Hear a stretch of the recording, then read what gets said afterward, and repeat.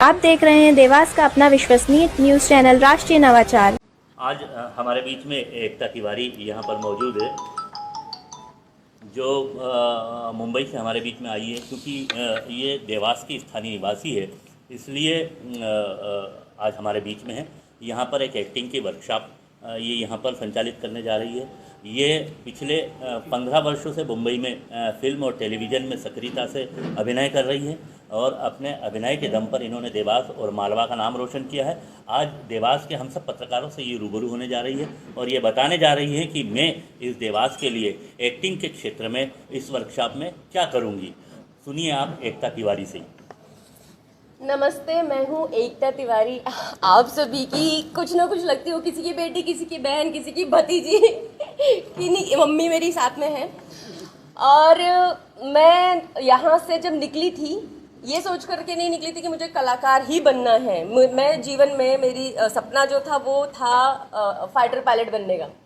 और मैंने 12th तक उसी माइंडसेट के साथ पढ़ाई की है। मैंने मेरा फिजिक्स केमिस्ट्री में रहा। स्कूल में मैंने पीपीटी वगैरह वगैरह बहुत सारी चीज़ें, मीन्स एरोनॉटिकल इंजीनियर बनने के हिसाब से मैंने सारी एग्जाम्स दी थी। बट जब मैं दिल्ली पहुंची आफ्टर स्कूलिंग, तो वहाँ पर मुझे होता है माइंडसेट ना, टीनेज माइंडसेट होता है, पहुँचा और कब चेंज हुआ। और जब मैं वहाँ पहुँची तो मैं स्कूल में यहाँ पद्मजा में बहुत एक्टिव, सब उस वक्त भी मुझे सब बहुत अपने अपने एनुअल फंक्शन रेडी करने के लिए स्कूल में भी दूसरे स्कूल में जाती थी मैं तैयार करवाने के लिए। तो जब मैं दिल्ली पहुँची तो मैं कथक केंद्र को सभी जानते हैं, वहाँ पहुँच गई कथक केंद्र में एडमिशन लेने के लिए। नाम सुना, मैंने कहा चलो देखते हैं। देखा तो मुझे लगा नहीं, मुझे एडमिशन लेना है। डेट वहाँ निकल गई थी। अब एनएसडी और कथक केंद्र एक ही कैंपस है, तो मैंने कहा ये एनएसडी क्या है। देखा राष्ट्रीय नाट्य विद्यालय, नेशनल स्कूल ऑफ ड्रामा। वहाँ पहुँच गई, क्यूरोसिटी, आउट ऑफ क्यूरोसिटी, तो वहाँ की ये क्या चीज़ है। तो वहाँ पहुँची तो उन्होंने कहा यहाँ पे ये सब होता है, लेकिन उसके लिए आपके पास इतने सर्टिफिकेट्स, इतने ड्रामा किए हुए होने चाहिए, उनकी पब्लिक रिपोर्ट होनी चाहिए वगैरह वगैरह, बहुत सारी चीज़ें रिक्वायर्ड थी। जो और सबसे पहले बात, ग्रेजुएशन के बाद ही होता है वहाँ एडमिशन, और आई वॉज जस्ट 12। देन वहीं मंडी हाउस में श्री राम सेंटर है, ललित कला अकेडमी, बहुत कुछ है। तो मैं ग्रेजुएशन करते करते यहाँ से मैं डिप्लोमा इन इलेक्ट्रॉनिक्स चल रहा था मेरा। वो चीज़ें होते होते जब मैं फाइनल ईयर में पहुँची तो मैंने स्टार्ट किया Shri Ram centre for performing arts में। बहुत जगह फॉर्म भरे तो सबसे पहले वहाँ का लेटर आया, मैंने वहाँ एडमिशन लिया, स्टार्ट हुई क्लासेस। 3 साल का वो कंप्लीट करने के बाद मैंने FTI अप्लाई किया, वो भी एक बार में क्लियर हो गया।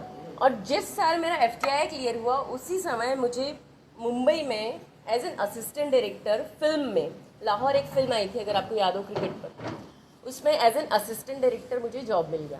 तो मैंने कहा कि जब स्टडी के बाद भी मुझे करने के बाद ऑन फ्लोर मार्केट में काम करना ही है, पहले मार्केट समझना ज़रूरी है। बीइंग आर्टिस्ट और एनी क्राफ्टमैन आप हो, मतलब डायरेक्टर हो, राइटर हो, सिनेमेटोग्राफर हो, आपको इंडस्ट्री पता होनी चाहिए, आपको शहर और लोगों के काम करने का तरीका पता होना चाहिए, तभी जाकर आप अपने सिस्टम में रह सकते हो। तो मैंने FTI ड्रॉप आउट किया, लेटर दिया, फैक्स किया, सब कुछ किया। मैंने कहा मैं ये चीज़ें हैं और मैं नहीं आ पाऊँगी और वगैरह वगैरह हुआ सब। और मैंने 3 फिल्में फिर back to back as an assistant director की। विस्क्राफ्ट बहुत बड़ी इवेंट मैनेजमेंट कंपनी, जिसके आप बहुत सारे शोज़ देखते हैं, नच बलिए वगैरह वगैरह, जितने भी रियलिटी शोज़ आते हैं विस्क्राफ्ट बनाता है। 3 फिल्में AD करने के बाद मैंने एज एन एसोसिएट डायरेक्टर विस्क्राफ्ट में जॉब किया, जिसमें मैंने 2 शोज़ प्रोड्यूस किए, एसोसिएट प्रोड्यूस किया। एक था होल इन द वॉल जो पोगो पर आता था, एक था नच बलिए 5 सीजन 5, जिसमें मैं ये दोनों प्रोजेक्ट किए। भगवान टचवुड, माता रानी अपनी माँ चामुंडा की भी कृपा रही है मुझ पर कि बैक टू बैक मैं काम करती रही, मैं रुकी नहीं। और मुझे इमीडिएट आफ्टर दैट तेरे मेरे सपने, जो आप सभी जानते हैं, जो मेरा लीड शो रहा स्टार प्लस पे, इमीडिएट आफ्टर जॉब मुझे मिल गया और वो 2012 तक चलता रहा। और भी बहुत सारे प्रोजेक्ट लिस्ट है जो आप सब ने पहुँची है आप तक। फिर उसके बाद आई मेरे पास चूड़ा एक प्रथा, जिसके लिए मुझे इंटरनेशनली बेस्ट एक्ट्रेस के कई अवार्ड्स मिले हैं। और फिर दिया बाती, और फिर एकेडमी, और फिर मेरे अपना खुद का जो शब्दों में अनेकता एकता संग इवेंट, प्लस उसके बाद अभी मैंने रिसेंटली एक फिल्म कंप्लीट की है, विद्या सपनों की उड़ान, जो मैंने उत्तराखंड में शूट की है। वो अभी पोस्ट प्रोडक्शन में है और mid of this year release होगी। किसी OTT पे, क्योंकि अभी थिएटर का मार्केट आजकल थोड़ा आप समझ रहे हैं ना, आफ्टर पैंडेमिक क्या माहौल चल रहा है, तो थोड़ा सा सक पकाए हुए हैं और वो सिर्फ भंसाली ही का जो कर सकते हैं वो कर रहे हैं। अदरवाइज OTT पे ही सब लोग अपनी प्रोजेक्ट्स लाने की कोशिश करें, वो उसी पे आएगी। अच्छा, देवास का हाँ। क्या प्लान है वो बता दीजिए। देवास मैंने जब ये पेंडेमिक के बाद, स्पेसिफिकली पेंडेमिक के बाद जब मैंने अपनी चीज़ों को रिवाइव करने का प्लान किया मुंबई में, चाहे वो मेरा शब्दों में अनेकता एकता संघ इवेंट हो, चाहे अपनी फुल फ्लेजेडली एकेडमी हो, तो मैंने उस रिवाइव के तहत पहले मैंने सोचा नहीं, जब ये थॉट दिमाग में आया मैंने कहा नहीं, पहले शॉर्ट टर्म अपनी वर्कशॉप्स अपनी जगहों पे जाके करना ज़रूरी है, क्योंकि इस बीच मेरे साथ इतने सारे अपने सिटी से, इंदौर से, देवास से, मेरे इर्द गिर्द से, अपने शहरों में से इतने लोग फ़ोन पर या फेसबुक पर या कहीं ना कहीं कनेक्ट हुए, और मैं समझ पा रही थी कि उनके अंदर क्या प्रॉब्लम चल रहा है, कि उनको ना आना तो है, अंदर तो है कि मुझे ये करना है, पर पता नहीं है कैसे करना है, कोई बताने वाला नहीं है। और मार्केट में इतने ज़्यादा मिथ फैले हुए हैं कि ऐसा हो जाता है, वैसा हो जाता है, ऐसा वैसा तो सभी जगह हो जाता है। इट्स नॉट कि फिल्म इंडस्ट्री में होता है या मुंबई में होता है, सब जगह होता है। और हर तरह की डॉक्टरी में जाए वहाँ भी होता है, कॉर्पोरेट फील्ड में जाए वहाँ भी होता है, ऑफिस में जाए वहाँ भी होता है। इन शॉर्ट अगर डायरेक्टली कहूँ, एक्सप्लॉयटेशन कह लें या जो भी हम समझते हैं उन चीज़ों को, वो हर जगह होता है। तो या अगर आप अपने आप को वेल प्रिपेयर्ड कर किसी जगह जाते हैं, तो आपको पता है मुझे क्या करना है और क्या नहीं करना है। वही मैं चाहती हूँ कि यहाँ पर मेरे पीछे जो आना चाह रहे हैं, जिनके अंदर टैलेंट है, उनको मैं यहाँ से यही बता दूँ कि प्रिपेयर कर दूँ, बेसिक प्रिपरेशन दे दूँ कि भाई ये ऐसे होता है, ये ऐसे नहीं होता, ये करना है, ये नहीं करना है। किसी को बेवकूफ़ बनाना भी नहीं है, खुद बेवकूफ़ बनना भी नहीं है। सो मेरा यहाँ पर देवास में से स्टार्ट करने का टारगेट सिंपली यही था कि अपनी जगह है, सबसे पहले अपनी जगह के पहले लोगों से समझूं कि वो लोग आने में और उनके बीच में वहाँ तक और देवास के बीच का जो फासले में क्या क्या दिक्कतें हैं, उनको मैं समझ के मैंने बहुत और लंबे तरीके से ये छोटे छोटे वर्कशॉप प्लान किए हैं और भी जगहों पे। बट मैंने शुरुआत अपनी जगह से की है, क्योंकि मुझे पता था कि यहाँ अपने परिवार की वजह मुझे थोड़ी आसानी होगी। तो हर आदमी ये सपना देखता है फिल्मी दुनिया में जाने का। जी। आप कार्यशाला कर रही हैं जी। क्या दिल भी तोड़ेंगी? क्योंकि हर आदमी अगर बॉम्बे चला जाए तो देवास खाली हो जाएगा। हर लड़की चाहती है मैं हीरोइन बनूं, हर लड़का चाहता है मैं हीरो बनूं, लेकिन मैम ये पत्थरों पे चलना है, बिल्कुल, मतलब ये डगर आसान नहीं है। तो क्या आप मूल्यांकन करके ऐसे लोगों को छांटेंगी जो वाकई उस लाइन पे चलने के उत्सुक? मूल्यांकन बहुत ज़रूरी है सर। वही कार्यशाला में मूल्यांकन हो जाए, अन्यथा मैम आप अगर सिर्फ आदमी की भीड़ बढ़ाना चाहती है तो आपकी कार्यशाला का कोई मायना नहीं। यही चीज़ ना मुझे मैं आप बिल्कुल करेक्ट है, और बहुत मुद्दे की बात पूछिए। अगर ये मैं फ्री ऑफ कास्ट कर देती ना, जीरो मीन्स ये भी कोई बहुत बड़ा अमाउंट लग जाती। मैं वही नहीं चाहती कि लाइन लगे, मैं चाहती ही नहीं कि हीरा और कचरा दोनों एक साथ हो।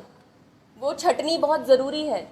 जो पत्थर की डगर है वो आप मुझसे पूछिए, मुझे पता है कि अगर वहाँ इंसान यहाँ से स्ट्रांग नहीं है, पेशेंस नहीं है, मुंबई छोड़िए किसी भी जगह पर, किसी भी मेट्रो में नहीं टिक सकता। आसान नहीं है। वहाँ पे जितनी आपकी इनकम होती है ना, उससे 10 गुना ज़्यादा आपके एक्सपेंसेस होते हैं। मैनेज करना, यहाँ से मेंटली स्ट्रांग रखना अपने आप को, और फिर वही करना जो मैं चाहती हूँ या जो भी वहाँ पर है वो चाहता है करना। क्योंकि इतने अप्स एंड डाउन्स आते हैं ना, ज़रा सा डाउनफॉल आया नहीं कि लोग भटकने में, और भटकाने वाले बहुत हैं वहाँ। वो शहर ऐसा है कि मैं छोटी मछली हूँ और मैं मगरमच्छ के शहर में पहुँच गई कि आओ मुझे खाओ। अगर मैं प्रिपेयर होकर नहीं जाऊँगी तो इट्स सो सिंपल कि आपको कोई भी कहीं भी पहुँचा देगा, आपको बेच खाएगा सिंपल शब्दों में, और आपको पता भी नहीं चलेगा। और ये बहुतों के साथ होता आया है। सो मैं वही तो मिथ और फैक्ट्स के बारे में बात कर रही हूँ कि भैया मैं आपको बता रही हूँ, सच्चा इंसान आकर आपको बता रहा है, कुआं आपको आके बता रहा है कि इतना आपकी अंदर टैलेंट है, इतनी आपकी कैपेबिलिटी है। सही है तो सपने देखो और लगे रहो। गलत अगर आपके अंदर ना वो फेकनेस है कि नहीं मैं तो चला जाऊंगा, मैं अच्छा दिखता हूँ, मैंने बॉडी बना ली तो मैं चला जाऊँ, टैलेंट नहीं है तो फिर कुछ भी कर लो, कुछ नहीं होगा। टैलेंट होना, मैं एग्जाम्पल के साथ बात करती हूँ। नवाज भाई जिन्हें हम इंडस्ट्री में कहते हैं नवाजुद्दीन सिद्दीकी, 20 साल उन्होंने अपने आप को घिसा है। क्या अगर आज वो पिछले 5-7 सालों में जितना ग्रेस और ग्लोरियस वो हमें नजर आते हैं, और हम उन्हें किसी भी कैरेक्टर में हम उन्हें एक्सेप्ट करते हैं, क्यों करते हैं? पहले जो वो दिखते थे आज भी वही दिखते हैं ना। पैसा आया तो नॉट पैसा आया नहीं बोलना चाहिए, बट ब्यूटिफिकेशन अपने मतलब वक्त जब बढ़ता है सक्सेस के साथ ब्यूटिफिकेशन आता ही जाता है। लेकिन अगर वो जैसे तब थे और अब भी हैं, क्या वैसे के वैसे एक्सेप्ट करा जाता उनको अगर उनके अंदर टैलेंट नहीं होता? मैम देवास में वही है, हम लोग अखबार वाले हैं। जी। राजेंद्र माथुर इतने योग्य थे कि उनको नवभारत टाइम्स और टाइम्स ऑफ इंडिया ने चीफ ब्यूरो बनाया। जी। प्रभात जोशी शिप्रा में मास्टर थे, हीरो बने। जी। आप में योग्यता थी, आप बॉम्बे में जाके हीरोइन बने। जी। लेकिन मैम आप उसके बाद की पीढ़ी देखिए, भोरसा से सत्तर शामी गया है हमारे यहाँ जी। अखबार नवीसी में, या नेवरी का रमेश निर्मल बम है जो आज बॉम्बे में छाया हुआ है। जी। आप बताओ, ये इतनी 3.5-4 लाख आबादी में हर आदमी संवेदनशील होता है। अगर आप परिभाषा कर रही है लिखने पढ़ने की, मैम ये बच्चा भी लिखना जानता है। ये होगा, ये पतंग का लिखेगा, मैं पापा का लिखूंगा, ये फर्क होता है। लेकिन ये मूल्यांकन आप कर पाएंगे इस शहर में, मेरे को बहुत मुश्किल लग रहा है। क्योंकि मूल्यांकन करना, आप धरोहर में से आप बिल्कुल चुनेंगे कुछ लोगों को, तो विवाद का विषय तो आप पहले ही पत्थर फेंक रही हैं। क्योंकि हर आदमी पहला सवाल करेगा, आप हमारा मूल्यांकन करने वाली कौन? मतलब मैं आपकी मतलब जो अगर ऐसा पूछने वाला है तो मैं उनकी जो भी उम्र के वो भावनाएं बता होंगे, रहा हूं मैं। हाँ नहीं मैं भी अपनी भावनाएं बता रही हूँ, तो मैं उनकी कुछ ना कुछ तो लगती होंगी। कोई छोटा पूछेगा तो मैं उनको ये बोलूंगी, मैं तुम्हारी बड़ी बहन हूँ, मूल्यांकन करने और तुम्हें बताने वाली कि तुम्हें ये रास्ते पर जाना है तो ऐसे जाना है। कोई मुझसे बड़ा है तो मैं उनसे कहूंगी हाथ जोड़कर मैं आपकी बिटिया हूँ, आपसे पहले वहाँ हूँ, इतने समय से मेरा वहाँ का जो एक्सपीरियंस है उस हिसाब से मैं आपको बता रही हूँ। अगर आप वहाँ क्या सोच रहे हैं किसी भी फील्ड में, सिर्फ एक्टिंग नहीं, डायरेक्शन में, राइटिंग में, किसी भी चीज़ में अगर आप सोच रहे हैं तो ये तरीका है, आप ऐसे तैयार होइए और फिर जाइए। मैं उनसे हाथ जोड़ कर यही बताने वाली हूँ। मैं उन्हें ये तो नहीं कहूँ मैं मोदी जी हूँ, मैं अपना ये ऐलान करना, ऐसा नहीं है। बहुत सिंपल सी बात है, मेरे पास जो है उसको मैं आपके साथ साझा करना चाहती हूँ। मैं नहीं चाहती आपके साथ कुछ गलत हो। अच्छा इसलिए कर लेंगे कि आप लोकल टच हो, जी। मतलब ये आपकी प्लस पॉइंट जाएगा। Thank you. लेकिन कार्यक्रम आपका कहाँ पर? विक्रम सभा भवन 5 दिन पूरा, 5 दिन का 1 से 5। 1 से 5 का। अच्छा मैम, 1 अप्रैल से 5 अप्रैल। देखने के तो शुल्क नहीं है, शाम जैसे को हम 7 लोग से 5। रजिस्ट्रेशन आप अभी लोग वो तो करना? आप सब तो हाँ, इनवाइटेड हैं। हाँ, अरे मतलब मेरा वही चीज है, मतलब कोई रोक टोक तो नहीं ना? आप लोगों के लिए कोई रोक टोक नहीं है, लेकिन उन लोगों के लिए डेफिनेटली है जो सिर्फ मुझे देखना चाहते हैं या सिर्फ फोटो खिंचाना चाहते हैं, उनके लिए डेफिनेटली रोक टोक है। वो हम चाचा जी से भी करेंगे डिस्कस कि उनको हम कैसे, क्योंकि जो लोग की हमारे पास रेट सेट होगी उन वो बाहर जो दिखाई जाएगी उन्हीं को एंट्री। आप लोगों पे कोई रोक टोक नहीं, आप तो मोस्ट रजिस्ट्रेशन वेलकम। कितने बजे तक लाइव है? क्योंकि आपका कार्यक्रम कल से होना है। कल से शुरू। हम कल 2 बजे तक भी रजिस्ट्रेशन करेंगे क्योंकि ये एक्सपेरिमेंटल है। हम पहली बार कर रहे हैं, हम कुछ सब मिलकर यहाँ पर इस तरह की कोई चीज़, तो हम अभी उसके ऊपर बाउंडेशन नहीं लगा सकते कि आप आज ही तक कीजिए।